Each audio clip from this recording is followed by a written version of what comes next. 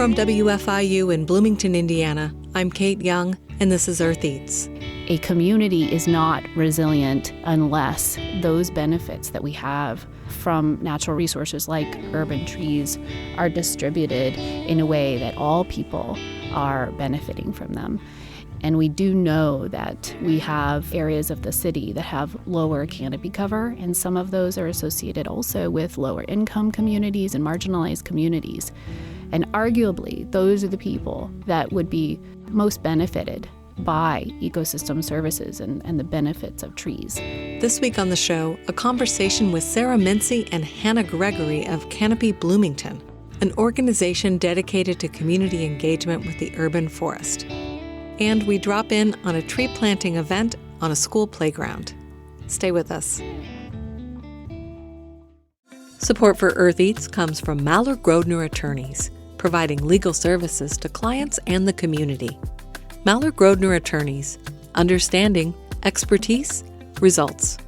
Bloomington and Indianapolis. On the web at lawmg.com. Thanks for listening to Earth Eats. I'm Kate Young.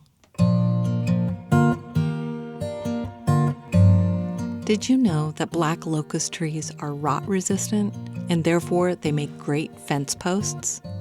Oak firewood burns slow, while pine and cedar catch quickly and burn fast. Redbud flowers are edible, and mulberries are one of the first fruits to ripen here in southern Indiana. There was a time in human history in which all of us would know these things and more about the trees that grow around us. We would need to know for day-to-day survival. These days, many of us suffer from what some botanists refer to as tree blindness. We can't identify the many species that grow around us, and we often don't notice trees at all unless we need some shade on a hot sunny day or a fallen branch has blocked the road after a storm. My guests on today's show hope to address our lack of tree awareness. My name is Hannah Gregory, and I'm the Forestry Director for Canopy Bloomington. I'm Sarah Mincey, and I'm a co-founder of Canopy Bloomington, and I now serve as the Vice President of our board. I'm a faculty member at IU, and I study urban forest management there. Their organization, Canopy Bloomington, has as its mission to, quote, engage the Bloomington community in planting and caring for our urban forest together in order to build a resilient and equitable green city for all.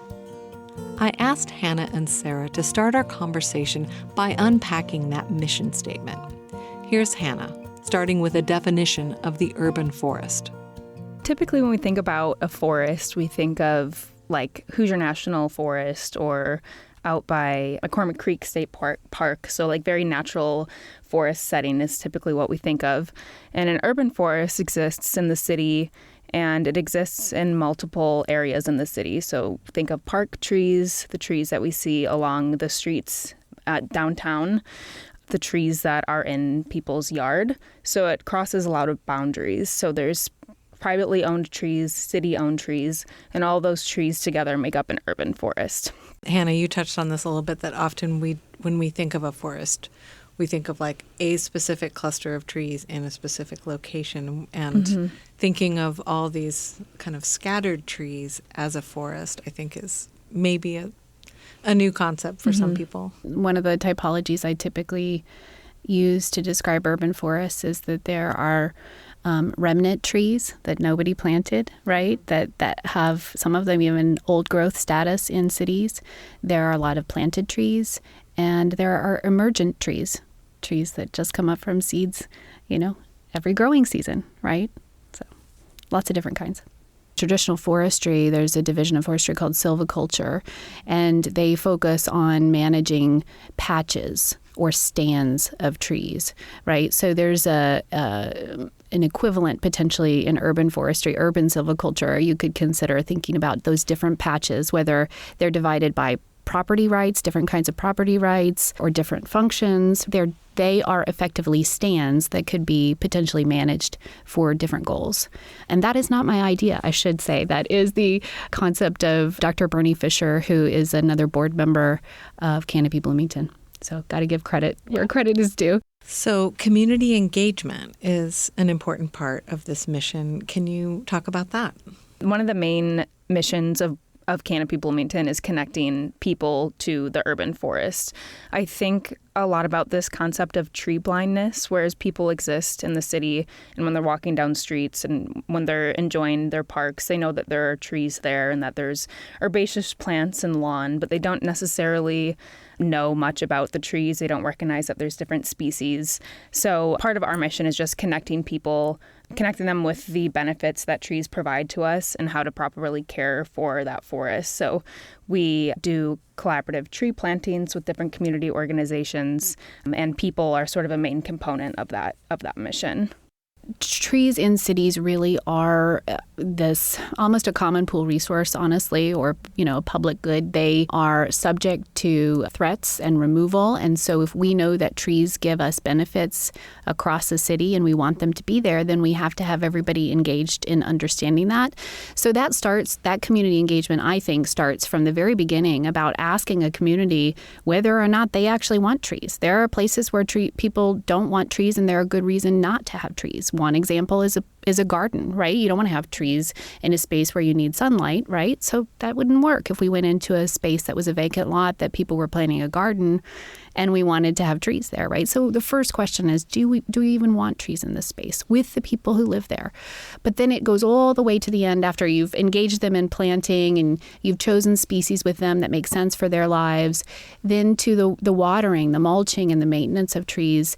If you have community members engaged at all stages, then it's much more likely that you're co-producing a sustainable resource. And we know this from years and years and years of research, some of it done right here in Bloomington by Lynn Ostrom, the Nobel laureate of Indiana University, who studied how do we sustain natural resources like this with the community. Tree planting is a big part of the work that you're doing, but also it's more than planting. It's also caring for the trees, for new trees that you're planting, plus the existing trees that are already there. Could you talk about those two actions and how your organization is participating in both? When we do a planting with a community organization, that could be a school, church, neighborhood, etc., we provide them with the knowledge that they need to continue the care of those trees. And we boost that by mulching the trees, putting trunk guards in all the trees, which is going to protect from deer, which is a really common factor that leads to young tree death in Bloomington because we have so many deer. And then water gators, which is going to help folks keep their trees watered. So we provide them with the information that they need of how long they need to water their trees for throughout the season. And actually we can come back and help them. So, for example, our very first tree planting was in October of 2021. And we came back that next spring and met with the neighborhood that we had planted with and just checked in with them, made sure that they were keeping up with the care of the trees that we planted, and answered any questions that they had that could improve their knowledge to be able to do that successfully. Can you say, what is a water gator? So a water gator, so if you're driving around Bloomington, a lot of times you'll see these on street trees. They're those tall green watering bags. I think some of the trees on campus also have them. So basically they are this watering bag that you can fill up with a hose, and it slowly releases the water, so it helps keep the trees watered over a longer period of time. And I was also wondering, what kind of damage do deer typically inflict on a young tree? Generally, it's them rubbing their antlers on the trunk of the tree and also eating the foliage, but generally the rubbing of the antlers on the tree causes more damage. The trunk guards that we install are a really cheap but effective tool to fight back against that, because it just provides like a plastic barrier to where deer can't do that. So if a young tree gets that kind of damage on it, does it just make it more susceptible to disease, or what is the... Yeah, so the trees that we plant are fairly large already. So we plant trees that are already like around 1.5 inches in DBH, which is the diameter of the tree, and between 6 and 7 feet tall. So we're already planting fairly large trees. But if if a deer is rubbing its antlers, it can either like push the tree out of the ground, or it can leave a wound that then, would cause a tree to be more susceptible to like pests and diseases and stuff. So it's just a very simple way to help people protect their trees from that. And I guess if the deer made it all the way around the circumference of the trunk, it could even girdle the tree, right? So cut off the vascular system for the tree to be able to function, and death would occur. And then at some point, I guess you take those off, like once they're old enough, or So the ones that we install on the trees, which are generally the ones that people use there until the tree is 4 inches in DBH. So finally, in your mission statement, it says to build a resilient and equitably green city for all. And I was wondering if you could talk about the importance of trees in urban communities and what is meant by resilient and equitably green.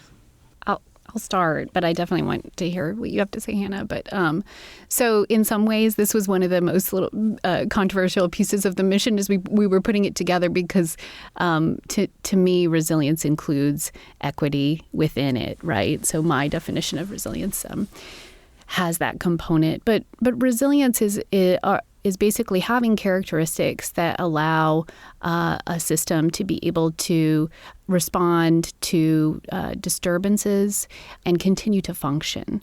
And so what is the major disturbance of our time? It's climate change. And so we have to be thinking ahead as an organization to build a resilient urban forest, to be putting trees in the ground that are the right species for the conditions that we know, that we project that we're going to be experiencing in the state of Indiana. And for a large part, that means we are planting species that are typically found further south. Their native ranges have typically been further south, but they're moving. And some of the species that we have always been able to plant in Indiana or have grown naturally here are no longer thriving. And so that's part of resilience, is thinking about the disaster, the disturbance of climate change that is upon us, and being able to respond to that now, as these so slow-growing organisms, need to be able to withstand that over time to provide benefits. But the equity piece, I think we decided to pull that out separately because we really, really wanted to emphasize that a community is not resilient unless those benefits that we have from natural resources like urban trees are distributed in a way that all people are benefiting from them. And we do know that we have areas of the city that have lower canopy cover, and some of those are associated also with lower income communities and marginalized communities. And arguably, those are the people that would be most benefited by ecosystem services and the benefits of trees. For example, a tree large enough that shades a home means the energy costs for that home are lower. So the folks who are lower income would certainly benefit more, right? Mm-hmm. There's been some really good research that shows that investments in lower income and marginalized communities relative to more wealthy communities in terms of growing an urban forest actually have larger health benefits, physical health benefits on the community members that are otherwise marginalized, lower income, relative to those wealthier communities. So we really know that this is about improving the environment for everyone and bringing the canopy cover up in those lower canopy covered areas and thinking about equity for them in terms of the benefits. Tree equity is sort of the term.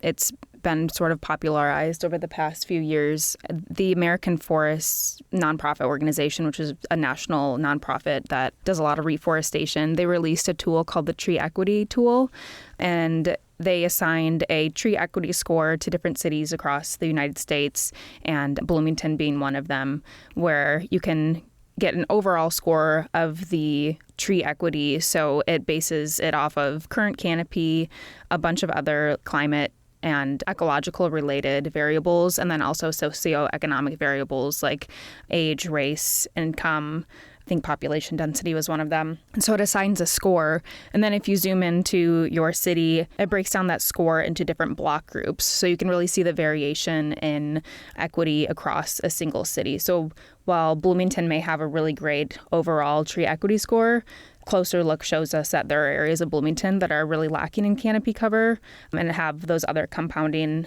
socioeconomic impacts. So we have used that data, and then also Bloomington's tree inventory and canopy assessment data that was completed in 2018, as well as some other variables to come up with our own sort of priority planting scheme that we use to select planting locations, both at the neighborhood level and at the organization level. So a lot of the organizations that we plant with serve those demographics that we're interested in boosting this tree equity score. So so all the decisions that we make are backed by this data analysis that we have. Could you say what some of those health benefits are that you talked about being even stronger in marginalized communities? The health benefits of trees. Yeah. I mean, let me speak to that generally. I'd have to pull that paper up to know exactly what the factors were that they were looking at. But that one was so particularly interesting, right? Because of the comparison that they made to say the same intervention actually made a bigger impact on these, whether it was cardiovascular, markers or whatever, it was bigger there. So generally, though, the health benefits of urban forests range from physical, mental, and social well-being for people. So there are physical health benefits in terms of, and I'm just going to give a few examples. Trees can help clean the air, right? So there are pollutants within the air that they can help remove. So that can help our cardiovascular health and our lung health. Trees can help us in terms of mental health as well. There are several studies that, I shouldn't say several, probably thousands of studies at this point that show how green spaces can impact people's cortisol levels. You enter into forests for forest bathing for a reason. There's a concept about that. It reduces stress. I'm going to jump in here briefly. Had you ever heard of forest bathing before today? It's a term that showed up in the 1980s in Japan, Shinrin-yoku, meaning forest bathing or taking in the atmosphere of the forest. The Masumoto family farm in California's Central Valley offers blossom bathing when their peach trees are flowering. It sounds really lovely. We have a link about that on our website, eartheats.org. Okay, back to Sarah.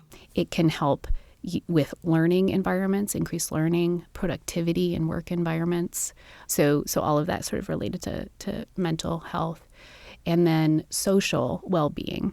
There are a lot of studies that show when we have well-managed green spaces that are treed spaces where there's nice shade, they are naturally a place where people can gather and make connections. When we provide that in public spaces, we are developing a location where there can be social ties. Just learning people's names in your neighborhood starts to make a difference because that's the start of this sort of, pipeline to social cohesion and then community capacity to do more as a group, to act together. I will say there's a really great website, I think it's by the University of Washington, the Green Cities Good Health, that compiles all of these benefits of trees and breaks them down into different categories, whether it's like economic, ecological, social, health, etc. It compiles all the research for each of those specific benefits. And then one of the ones that I'm specifically interested in is the relationship between trees and heat. So we know that trees, provide shade and can lessen the impact of heat islands in cities. Canopy has joined the Heat Management Task Force in Bloomington. So the Bloomington is a new task force that's focusing on emergency heat management in the city, and trees being one of the factors that will play into that long-term goal of reducing heat islands in Bloomington. What is a heat island? The physics behind urban heat island is the idea that in a city we have so much more surface that is dark in color. It absorbs solar radiation and then it re-radiates that heat back, particularly at night.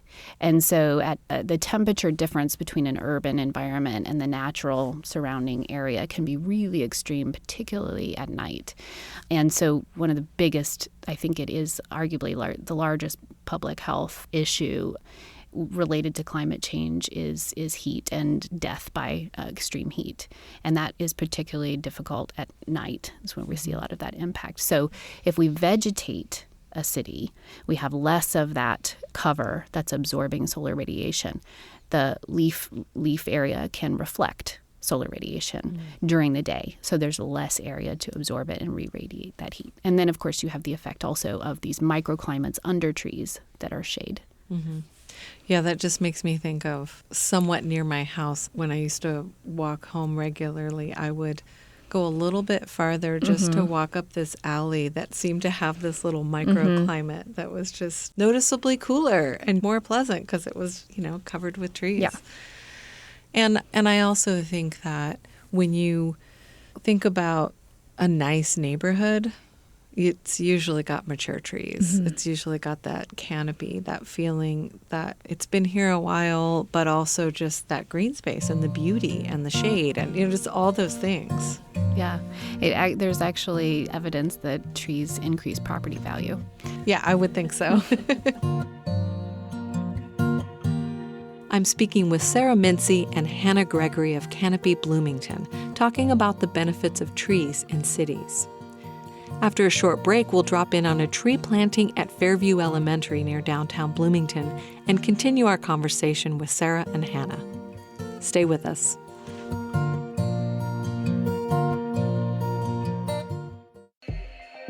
Support for Earth Eats comes from Columbus, Indiana, overflowing with everywhere art and unexpected architecture. Tickets for guided architecture tours and trip planning at columbus.in.us.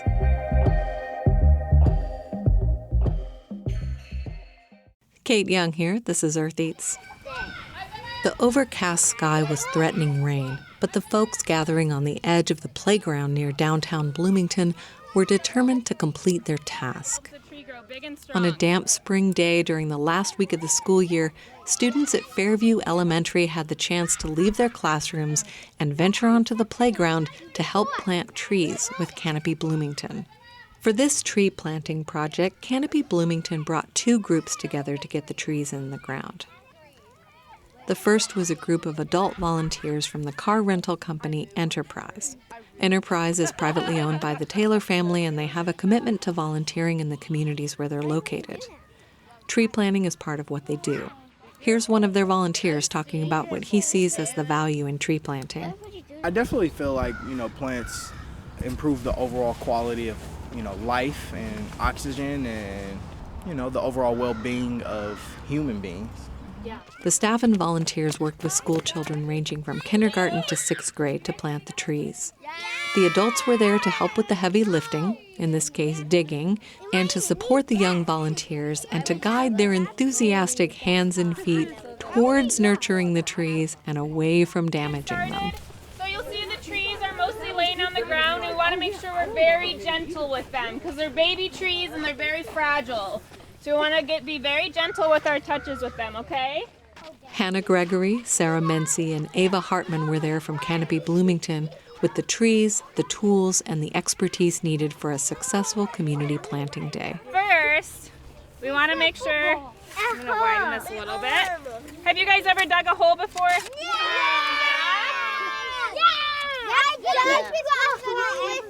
That's the biggest hole you've ever seen?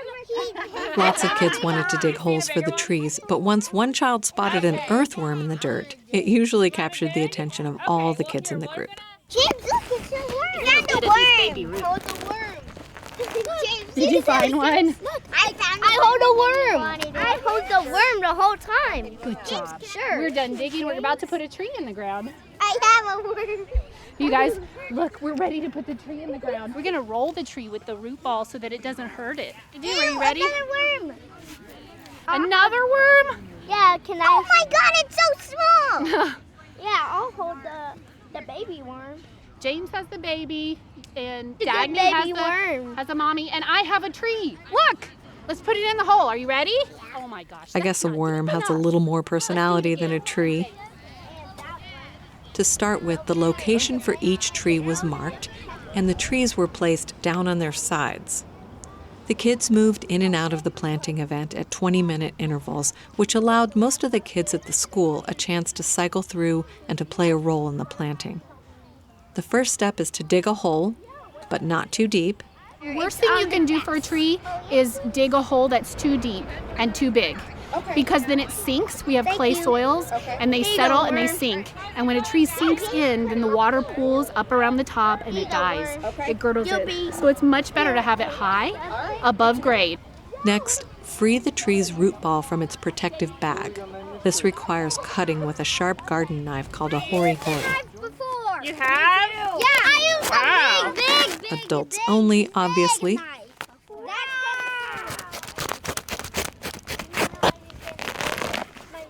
Then the tree is gently lifted and guided into the prepared hole.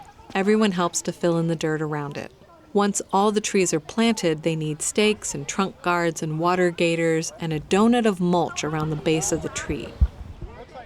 With more than 15 trees in this schoolyard planting, there's enough work to last the day and to give almost every child a chance to participate. Then you can all say you helped plant this tree, and someday when you're old, you'll come back to this beautiful school, and this tree will be how big? Bigger. It'll be really big. While the Fairview campus is not devoid of trees and the surrounding neighborhood has a relatively mature canopy, there was certainly a lot of open, unshaded space on the school grounds, and the trees were thoughtfully placed not to interfere with open play in the fields. Fairview is a public school in the center of Bloomington with the most racially diverse population and with the highest percentage of students qualifying for free and reduced lunches of all the schools in the district. This site meets one of Canopy Bloomington's criteria for prioritized tree planting. Our focus is to try to increase the canopy cover in Bloomington, but to particularly focus on areas that are low income, marginalized, minority communities who typically have had that kind of marginalization. And we do know that about Bloomington, that there is this inequity. There are areas that are inequitably covered by trees, and this area is one of them.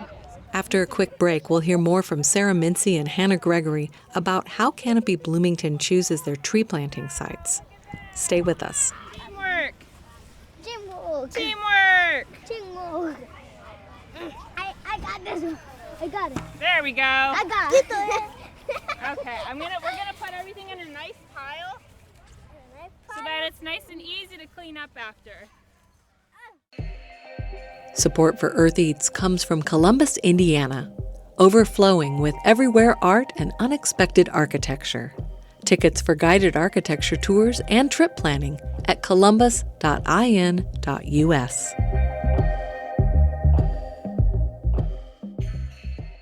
Kate Young here, this is Earth Eats, and I'm back in the studio with Sarah Mincey and Hannah Gregory of Canopy Bloomington.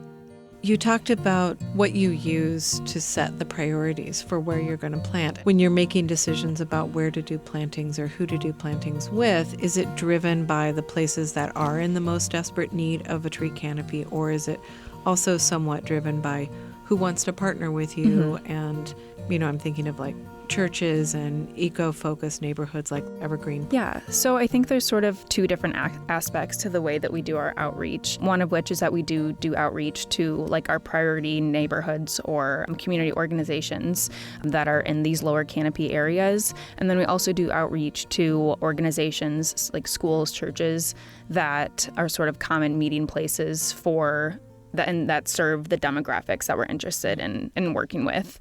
So, for example, we're going to be doing a planting this weekend, 3 different church communities.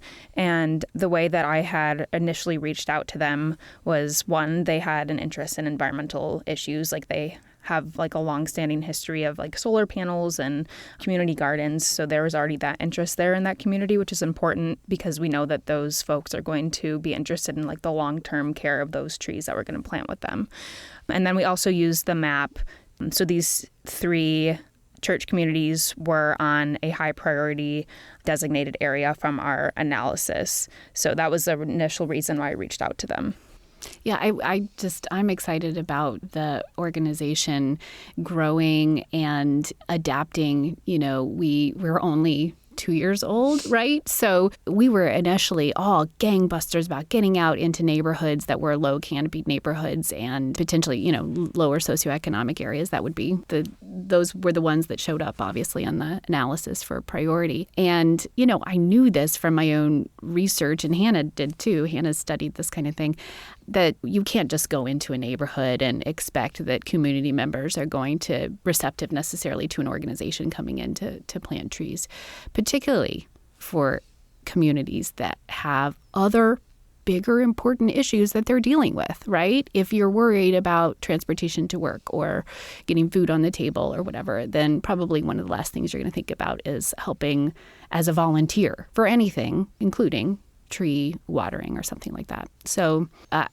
certainly don't give up on those communities, because we're interested in that long-term benefit that we know that they can gain from trees. But it has to start with meeting basic needs first and going in and communicating with them and learning about what their needs are and building trust with them and helping them connect with resources that are more of a priority for them to be able to get to a point where we could actually plant with them. So one of the interesting adaptations I think we've made as an organization is to realize that if we've got money to put trees in the ground today, then we can work with some of these organizations like faith-based organizations or nonprofit organizations like New Hope is another one that we're working with, that serve these communities outside of the residential spaces that those individuals are in, right? Mm-hmm. And if they happen to also be in a low canopied area, perfect, right? Mm-hmm. Yeah. Can we talk about calorie pairs? Is that how you say that? Yeah. It's calorie pairs? Mm-hmm. Yeah. So what is a calorie pair? What do they look like? And what's the problem with them? Calorie pear were a really popular landscaping tree in Bloomington and also in cities across the Midwest. I think they started planting them in like the 90s. Does that sound about right? Yeah, there's a long history before that of developing the cultivar. Yeah. But yeah. So there was a single cultivar, the Bradford pear, that was being planted, and it was a sterile tree, so it didn't reproduce.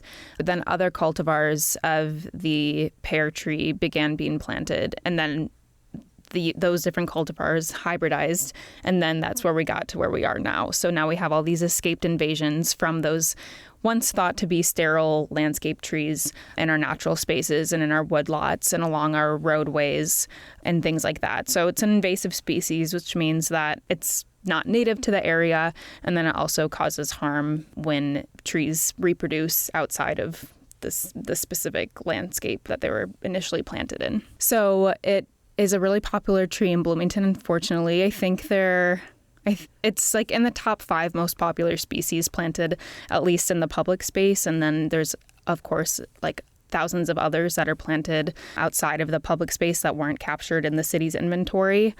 But if you drive along a road, so I live off of 446, and if you drive down that road in the spring, it's just speckled with the white flowers. So the white flowers are sort of the telltale sign of a calorie pear. So they flower really early. They're one of the first tree species to flower in the spring. Shortly following after the flowering of the calorie pear, there's the serviceberry, which is native. They look sort of similar in their early stages when there's no leaves on the tree yet, but serviceberry is a native tree that produces delicious berries that are edible. So calorie pear is really easy to spot early in the spring. There's multiple campaigns going on around town. MC Iris, Monroe County Identify and Reduce Invasive Species. It was their species of interest last year, and that's continuing into this year, where they're encouraging folks to reduce calorie pears on their property. And I think they're doing like a free tree if you get rid of a calorie pear on your property. And then the city also has a plan to reduce the number of calorie pears that are planted in the public space. I'd just add on to that, you said it perfectly. The harm, though, is what you generally hear about in terms of invasive species, that they dominate the landscape, and so they don't allow for other native species to grow in these spaces. And if we don't have native species, then we don't have the plants to which our insects are adapted and our birds are adapted and that kind of thing. So there are ecosystem effects from that, right? And contrary to what you might think of with its name, a pear, it doesn't produce an edible fruit. So all in all, probably not a good plant to have around. Yeah, and they're also very brittle. So they have a very poor branching structure. And so a lot of times after a big storm in Bloomington, when you're driving around like a neighborhood that was once lined or still is lined with calorie pears, you'll see that their branches will just like break off. So if you see a fallen tree after a storm or a split tree, it's highly likely that it's a Bradford pear, especially if it's planted in the right of way. So I'm really happy that there are these campaigns like MC Iris is doing, and I think the city of Bloomington and Indiana University have been slowly trying to remove them from the areas that they manage.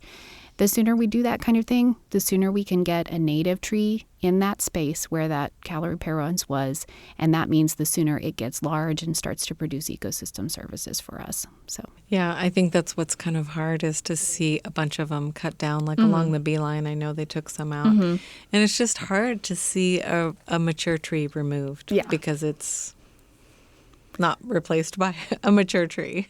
I think that is one of the challenges of urban forestry. It's a long game, right? You are putting something in the ground, and it will be some time before you see it get to a size where it's actually producing a lot of benefits for people. But like I said, I think that there's an opportunity cost for every space we have a calorie pear in the ground, which never gets very big, right? They don't get that tall, and they don't produce a very broad canopy. Those large kind of right cone-shaped or something. Yeah, kind of columnar kind of often. And so a lot of the benefits that come from urban trees come from the larger canopied trees because you have more surface area. You're able to capture more of precipitation, so it affects stormwater management more.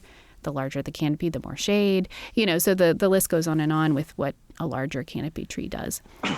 Besides the fact that you want it to be native to benefit the ecosystem. Yeah, and having native species, it sounds like, is also part of what you were talking about with the resilience. Having species that are going to be able to adapt and last, and like you said, all the insects and other animals that sort of rely on. Yeah, and one of the interesting parts of that is, and I think this is, some folks might not understand that sometimes we choose not to plant particular natives that have been a big part of our community urban forest. For example, maple, sugar maple, silver maple, red maple, these all are in the top 10, 12 most abundant species that we have across the city. And there's a couple problems. One, if you are dominating, you make up a huge portion of the urban forest, what happens when there is a pest that comes and targets that particular species or genus? And if you wipe out all of that and it was a big chunk of your urban forest, all of a sudden you've lost a big chunk of your urban forest and ecosystem services that come along with it. That's what happened with ash trees and emerald ash borer. And there's a long story of that, right? With chestnut, Dutch elm disease and elm trees, right? Part of resilience is diversity. You have to have diversity, right? But the other issues with maples are related to climate change. We are seeing what people are calling maple decline. There's not necessarily one specific cause for this. We think it's a compound effect. A lot of it has to do with climate, precipitation, and heat. But we're seeing a major decline in the health of our maple trees. And so we're starting to move away from planting those. I know that the silver maple is also something that the city is kind of hoping to not plant more of and maybe remove some of the ones. And are there particular problems with a silver maple? So silver maple is a really, really fast growing tree. And generally when you have a species of tree that grows really fast, it ends up being fairly brittle in structure.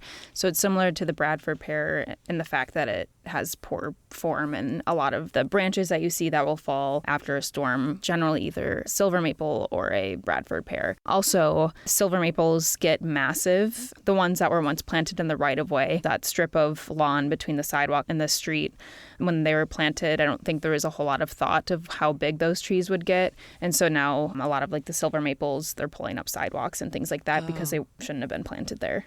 Read a really great article about silver maples are like the coyotes of trees. They're kind of scrappy, generalists. They do well anywhere. They fill these niches and they've served a really good purpose. In the 60s when they were being planted, 70s when they were being planted in new developments, they produce shade really quickly for they're those beautiful homes. trees. I mean, if you see a silver maple just out in a field, they can get enormous, and so they're really beautiful trees. But yeah, in the urban space, there needs to be some more thought about like selection of like right tree, right place. So I wanted to give you a chance to talk about your Youth Tree Tenders program. Yeah. So we launched the program this past summer. And last summer, it was funded by the Community Foundation of Bloomington and Monroe County, and it was in partnership with the city of Bloomington. So the idea of the Youth Tree Tenders program is to give high school age kids a sort of fulfilling outdoor role, so a fun summer job that they can get some professional enrichment from and get their hands dirty and be able to learn about trees and the importance of them. So the tasks that are associated with the Youth Tree Tenders program is pruning, mulching, watering, root excavation, which is done to a lot of trees because a lot of young trees are planted too deep, so you have to kind of dig out the base of them to help them thrive better. It's a really common problem in Bloomington because of our clay soils that trees just kind of sink in when you plant them. This program worked out really well as a partnership with the city of Bloomington because the city of Bloomington had just established Switchyard Park, and there are around 600 trees that were planted in that park, and they're all very small, so they're not necessarily providing the shade that we would like to see from them yet. They require a lot of care. So young trees, the first 3 years in their ground, they require a lot of watering, mulching, formative pruning, removal of like dead branches to avoid diseases and things like that from getting into the young tree. So we're providing the care to all those young trees in the park, which is great for Bloomington, the city of Bloomington, and for Canopy Bloomington. The city of Bloomington is getting care for their young trees, and we're able to provide this professional enrichment for high school age students. And about how many folks are in that? Yeah, so last year we hired 4 kids, so we're starting very small, and this year we'll probably hire around the same, so 4 high school age kids. And eventually we kind of aspire this program to be similar to what Keep Indianapolis Beautiful, which is Keep America Beautiful affiliate in Indianapolis. They have a huge urban forestry program, and they have something called a youth tree team where they hire on like 100 teenage kids. So it's huge. So they were really helpful in helping us format and develop this program. But yeah, so we're starting small. We have a very small team, but the kids who were involved last year loved it. Envision a Bloomington where we've got hundreds of high schoolers out helping us water those trees we planted in the spring or the fall before. And we're growing that canopy quicker because we have kids engaged in that work, and they're getting all of those mental and physical and social health benefits from being engaged in stewarding the urban forest. So I think that's another way that we're meeting our overarching goal. Yeah, and also just building that expertise, because I think, when you were talking about the root excavation, that just sounds so complicated and so scary. Like I would not dare to do that to my own trees. And so just realizing, I think pruning is really complicated and hard to figure out on your own. So just building that knowledge base in the community of people who know how to tend trees. Yeah, and I will say it was really exciting because last year, one of our youth tree tenders, like after the program ended, she was super, super interested in continuing her engagement in the urban forest. So a project for her class, she did a really focused semester-long project on urban forestry. And then she invited us to do a tree planting at her school. So we just did a tree planting at Bloomington High School South last Monday. And that was really fun because I think there were around 50 to 70 students that were involved in planting those trees. So it was kind of cool to see that ripple effect. And I think we know from being involved in this industry and from board members we have who work in arboriculture that there's a really big need for a pipeline of young people to work in urban forestry and arboriculture who want to be professionals. Unfortunately, I think it's been sort of considered maybe not a professional track for people, but it actually is. And they're looking for students who want to move from, high school experiences like this on to college where they study something like environmental science, or they take my urban forest management class, and then they move on to work with organizations like Bluestone and really treat it as the professional track that it deserves. Do you do any work or partnership or anything with the Bloomington Community Orchard? So the orchard is a relationship that we'd like to build. We get a lot of interest in planting fruit trees. And obviously, like as a small organization, new organization, we're sort of building our palette of trees that we offer to the organizations and neighborhoods that we plant with. And it's like a nice list of native species, generally deciduous hardwoods and not necessarily fruit trees. So that's one of the relationships that I'd like to build out a bit more.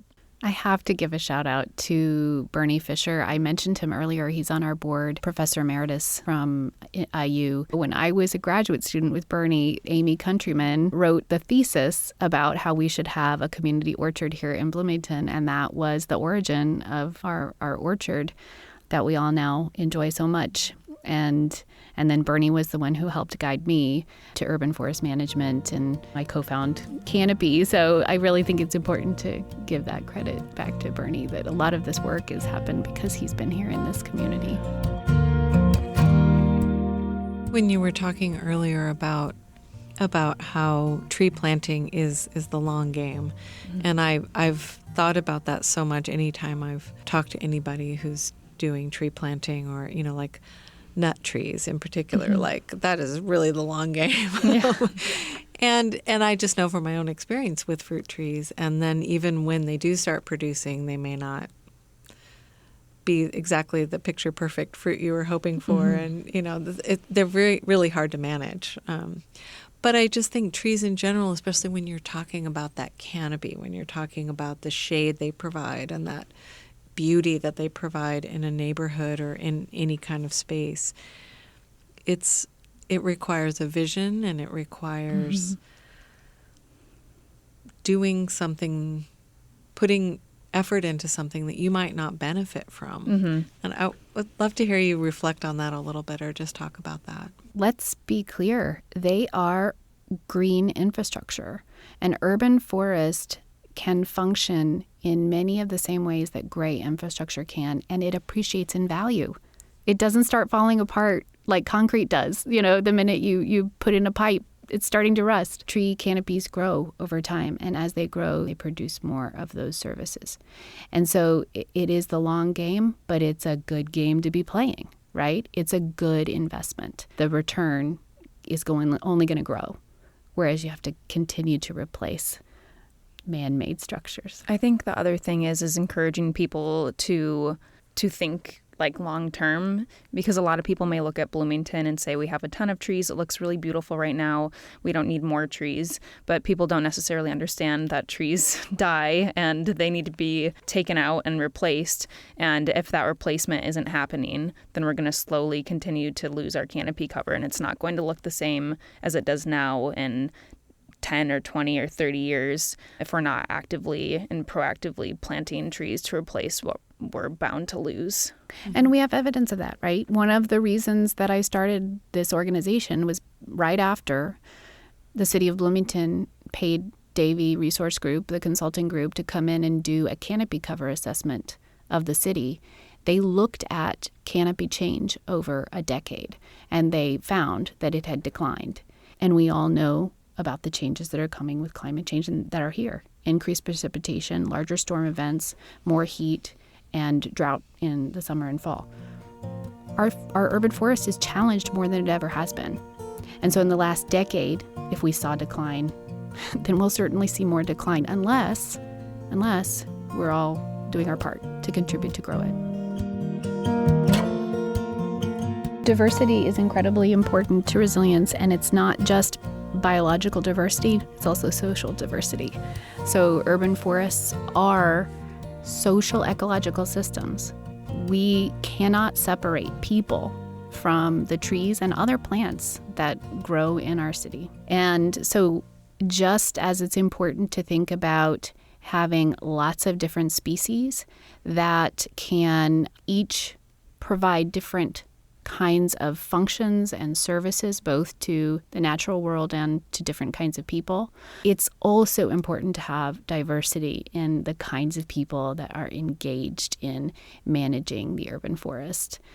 It's critical that we have community engagement in desiring trees, placing them, and caring for them. And that means age diversity, race, gender, whatever, all kinds of diversity. We want people to be engaged with us because then we know we're meeting our community's needs.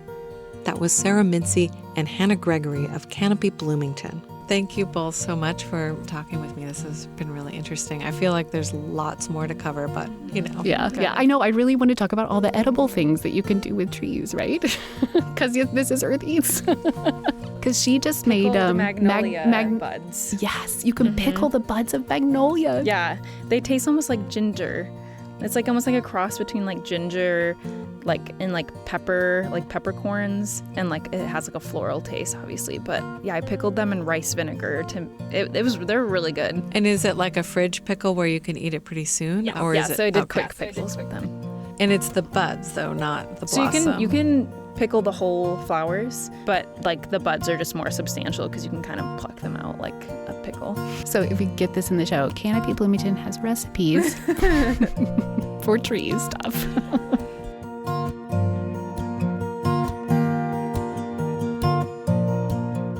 I'll say that after this interview, I started noticing trees a lot more.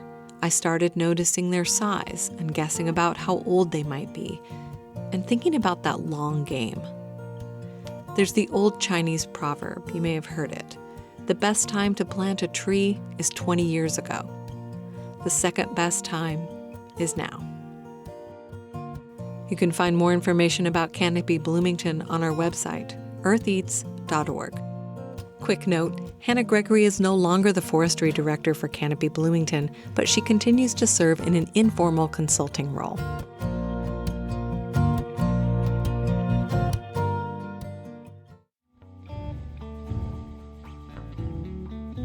Thanks for listening. That's it for our show this week. We'll see you next time.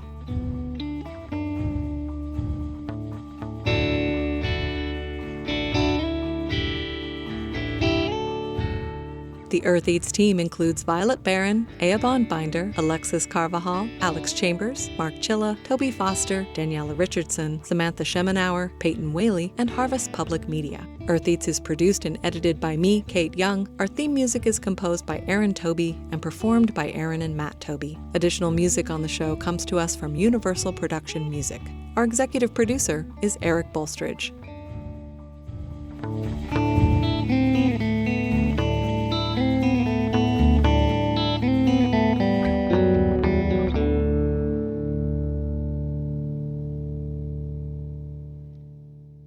Hoosier Spirits is a new documentary from WTIU and Indiana Public Media that explores Indiana's deep distilling roots and visits distilleries across the state to get a glimpse at the future of Hoosier Spirits.